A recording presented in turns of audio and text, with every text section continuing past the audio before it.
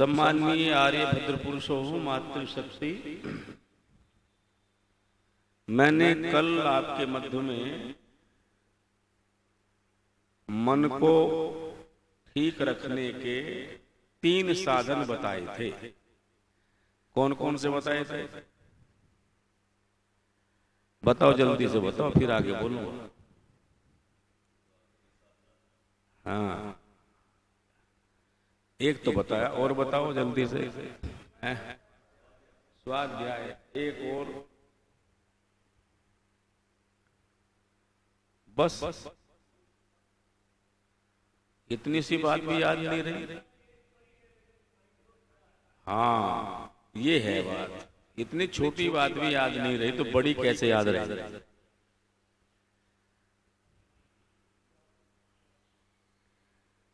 हाँ, मैं इसलिए पूछ लेता हूं कि कुछ सुने सुनाए का लाभ हो भी रहा है कि नहीं हो रहा है। निरंतर आप इन बातों को सुनते हो, निरंतर, पहली बार नहीं सुन रहे हो, कितनी बार सुन ली होगी, लेकिन आपको 3 बात याद नहीं रही। सुन लो ध्यान से। और मुझे कितनी याद होंगी? सुनो, पहले सुनो। अब आपको 3 मोटी मोटी बात याद नहीं है। अब आपको इतना सुनने के बाद 3 याद नहीं रही, मुझे कितनी मेहनत करनी पड़ती होगी, जरा सोचो।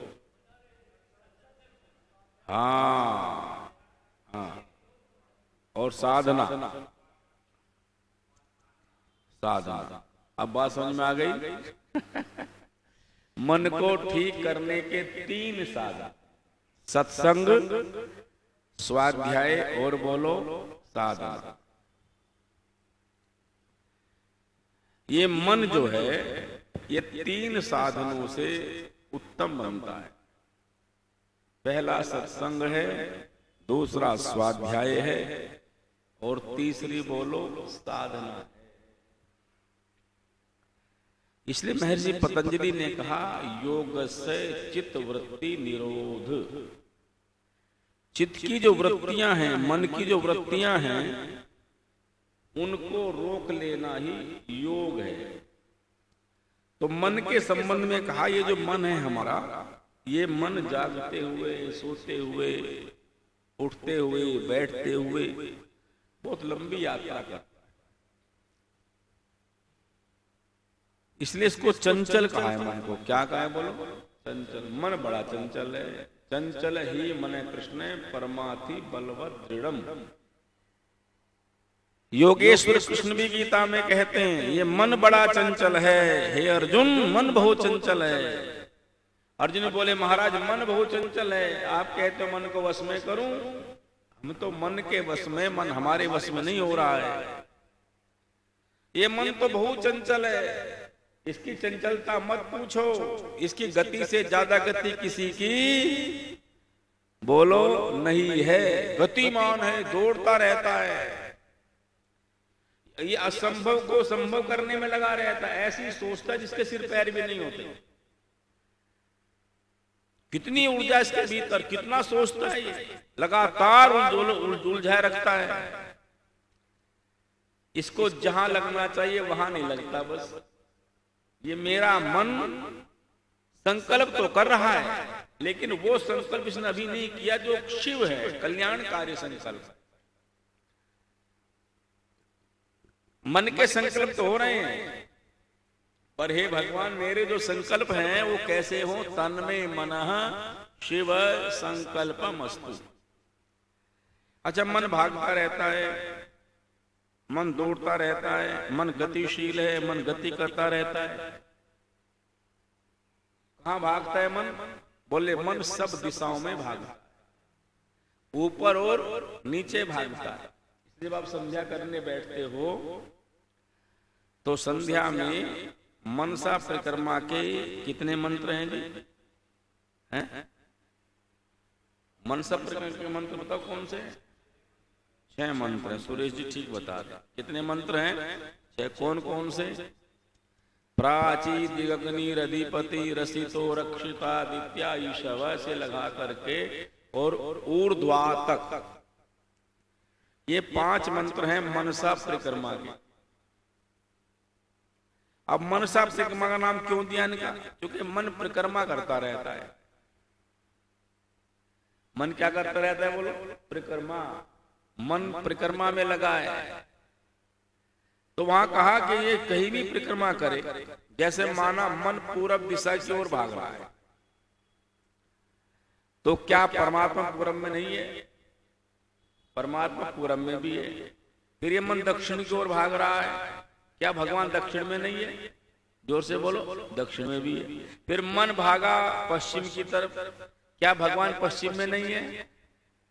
पश्चिम। और फिर भागा उत्तर की तरफ, उत्तर की ओर भी परमात्मा है। अच्छा, फिर कहा चलो ऊपर जाता हूं, तो ऊपर नहीं है क्या?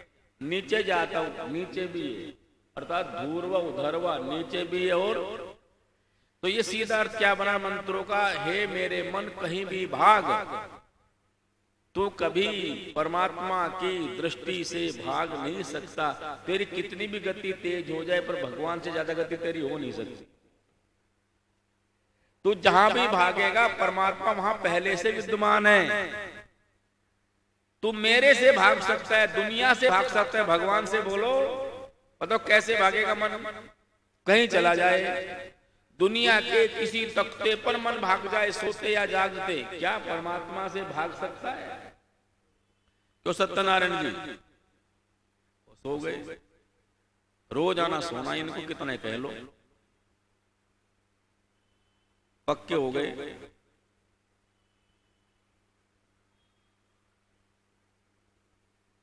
आगे बैठा करो सत्यनारायण जी, आगे आ जाया करो, आगे आ जाओ।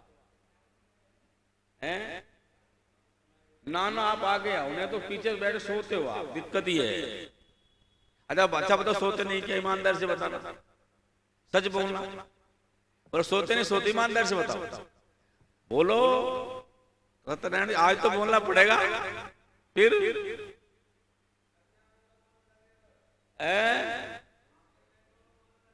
मन की छोड़ो, सोने की बात करो। एक ने कहा किस किस को बताइए, किस किस को रोइए, आराम बड़ी चीज है, मुंह ढक के सोइए। संसार में सोने से बढ़िया काम कोई यही नहीं, वैसे तो सच बताऊंगा। पर हर समय सोना भी ठीक नहीं भगवान। आप ठीक आधा घंटा मत सोया करो, आगे पीछे सो लिया करो।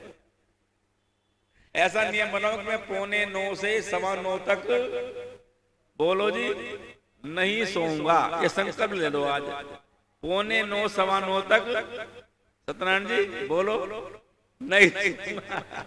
हमारा भी काम हो जाएगा, आपका भी काम हो जाएगा। और चलो ज्यादा लंबा मत लो, जब तक मैं हूं तब तक ले लो, बाकी का ठेका मेरे में थोड़ा ही है।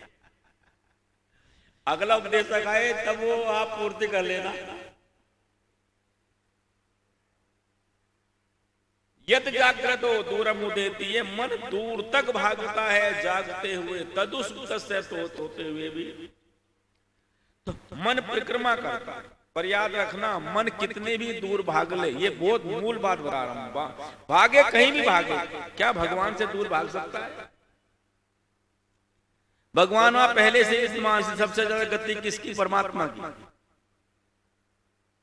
उसके बाद मन का नंबर है। मन ईश्वर से तेज नहीं भाग सकता, क्योंकि जहां जाएगा भगवान पहले से ही बोलो वहां उपस्थित मिलेगा। घर में भी, दुकान पर भी, व्यापार में भी, कहां भागेगा? और तब भक्त कहता है हे प्रभु मेरा मन उत्तम संकल्पों वाला हो जाए, यो अस्मान द्वेष्टि, क्योंकि मन द्वेष भी करता है, राग भी करता है। ये मन राग और द्वेष में लगा हुआ है। यो अस्मान द्वेष्टि, जिनसे हम द्वेष करते हैं। अच्छा बोलो द्वेष किन से होता है दुनिया में? अच्छा ईमानदार से बताना, आपको राग द्वेष है कि नहीं? सबको है। अच्छा द्वेष किन से होता है? जो हमसे सुखी है उनसे द्वेष होता है। द्वेष का सूत्र है, द्वेष कभी भी अपने से कमजोर से नहीं होता। ताराचंद जी किससे होता है? अपने से बढ़िया से होता है। आपके पास स्कूटी है या स्कूटर है और बराबर में से कार वाला निकला, तो बोला आपको क्या पैदा हुआ? द्वेष, देखा मुझे भिगो के चला गया, बड़ा भारी कार में बैठा फिरता है ना द्वेष। अच्छा, कभी कार वाले को स्कूटर वाले से हुआ? क्यों श्यामलाल जी? नहीं होता। क्यों? क्योंकि वो आपसे बढ़िया है। तो बढ़िया को घटिया से द्वेष नहीं होता, घटिया को बढ़िया से होता है। अच्छा, फिर दूसरी बात कहूं, आपके बेटे ने 20 लाख की या 40 लाख की गाड़ी खरीदी, आपको द्वेष होता है कभी? जोर से बोलो। और पड़ोसी ने खरीद ली, क्यों? भाई गाड़ी तो दोनों ने खरीदी है, और बेटे ने तो फिर भी आपके पैसे खरीदे, उसमें तो आपको लगा भी नहीं।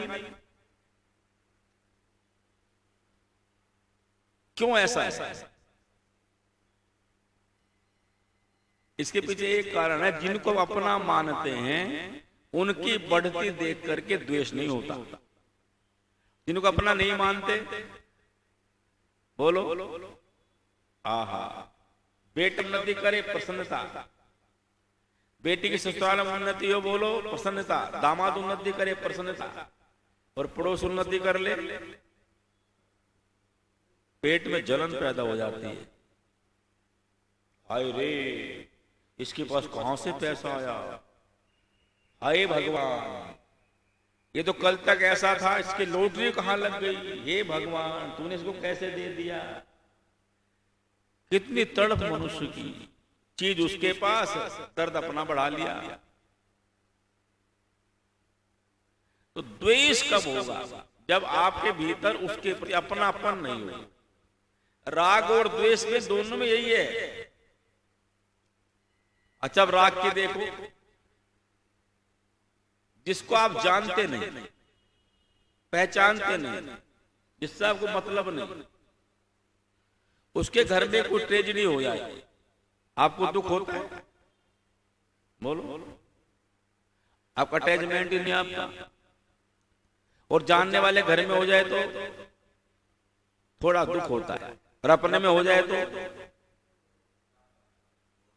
आप समझना, जितना जितना राग जहां जहां ज्यादा होगा, दुख भी उतना ज्यादा ही होगा।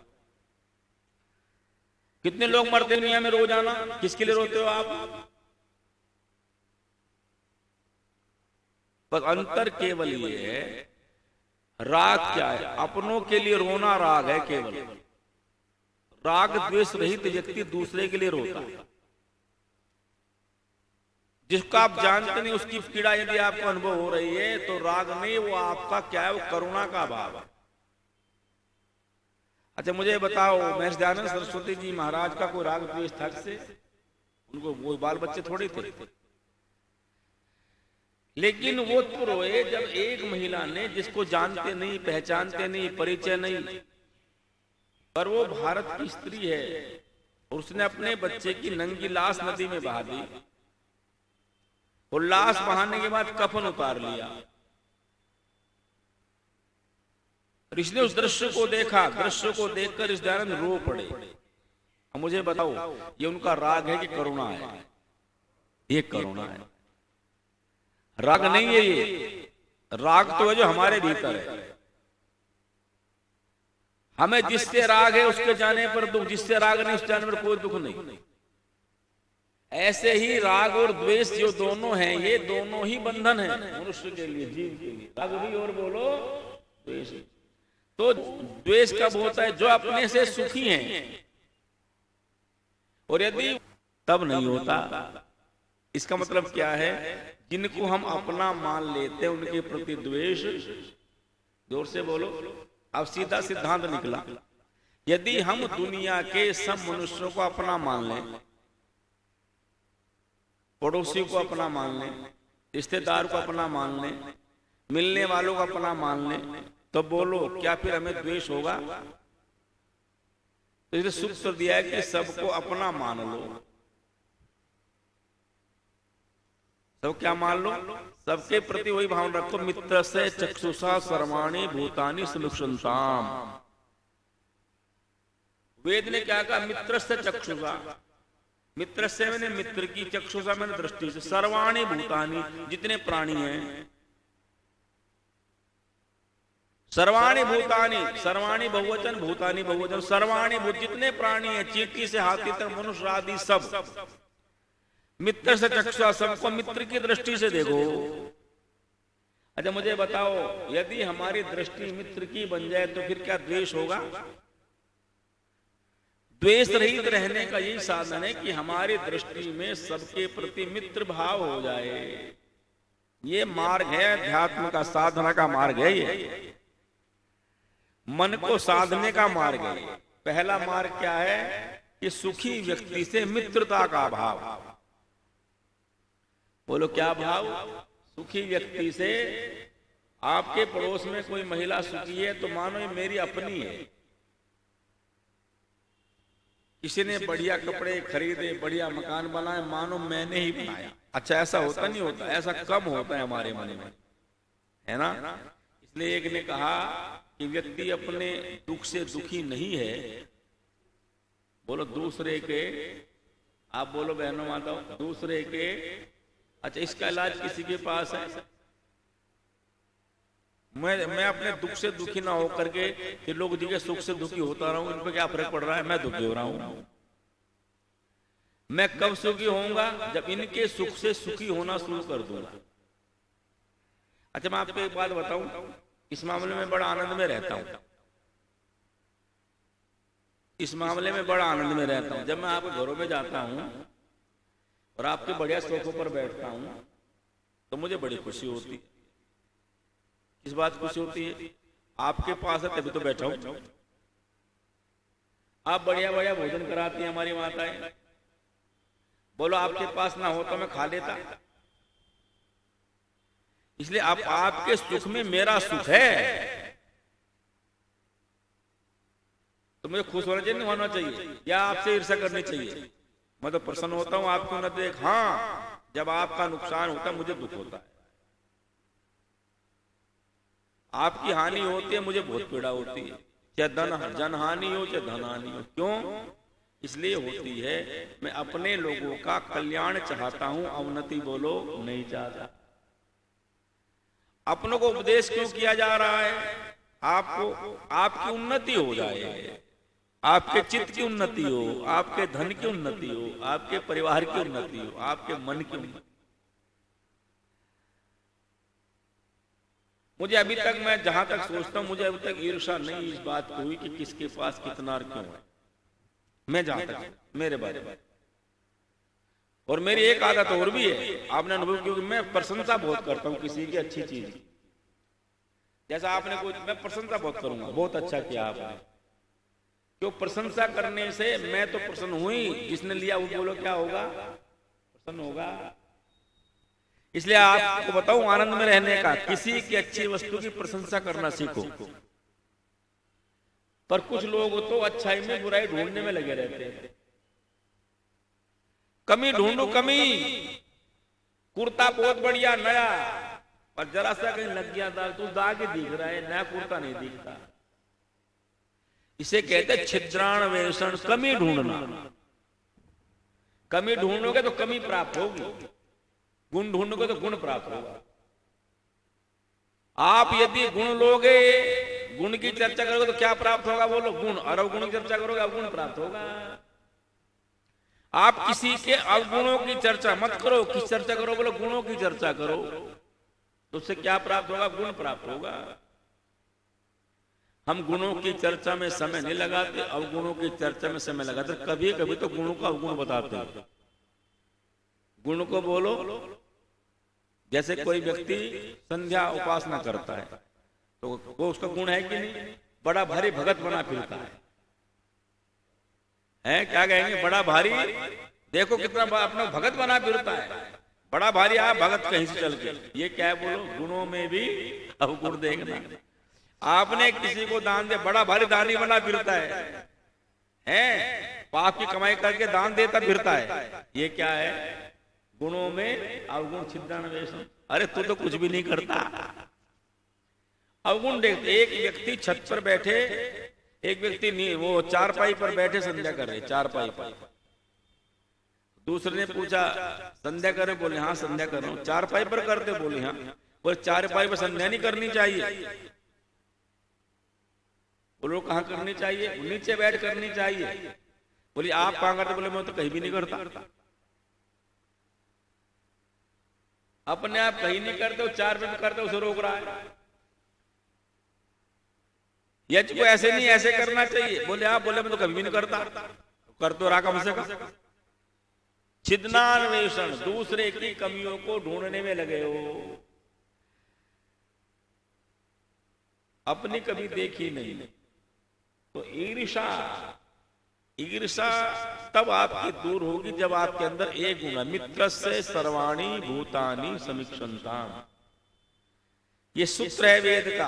अपनी दुनिया में जितने भी प्रजा में लोग हैं उन्हें मित्र की दृष्टि से देख लो।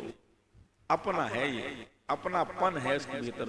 देखो आपका मन कितना पवित्र होता है, करके देख लो। और ईर्ष्या करके देख लो कितना परेशान होते, रात को नींद नहीं आएगी, बिना बात के परेशान हो रहे हो। मिलने वाला कुछ है नहीं, गाड़ी पड़ोस ने खरीद, तुम बड़े परेशान। ईर्ष्या किए बैठे हो, बोलना चालना बंद कर दे। लड्डू लेके हम नहीं खाते, लड्डू भी ऐसे खाए, मन से ध्यान देते भैया, रोते रोते से। क्यों? अपने हृदय को पवित्र बनाओ। भाई की उन्नति होते भाई खुश हो जाए, रिश्तेदार को उन्नति करे तो प्रसन्न हो जाओ। हमने बहुत लोग देखे, कोई रिश्तेदार उन्नति करे वो बड़ा परेशान होता है। रिश्तेदार भी एक दूसरे को देख खुश नहीं। और यहाँ तो यहाँ घर में देवरानी और जेठानी भी खुश नहीं एक दूसरे से। बोले है कि नहीं?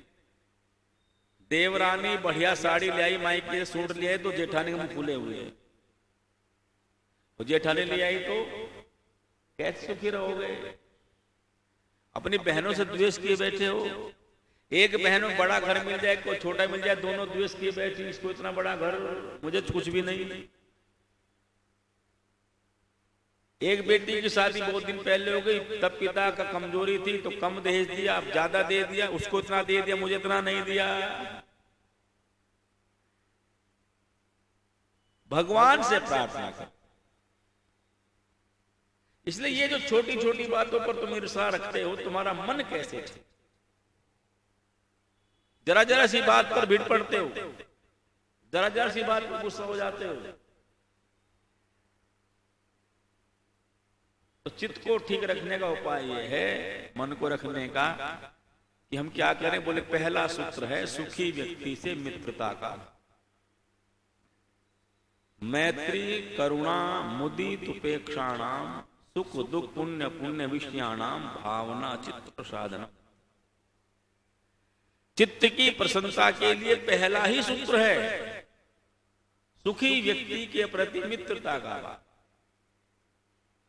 ओम द्यौ शांतिरंतरिक्षं शांति पृथ्वी शांतिरापः शांतिरोषधयः शांति वनस्पतयः शांतिर्विश्वे देवा शांति ब्रह्म शांति सर्वं शांति शांतिरेव शांति सामा शांतिरेधि। ओम शांति शांति शांति। जो बोले सो अभय, सत्य सनातन वैदिक धर्म की सभी को साधना।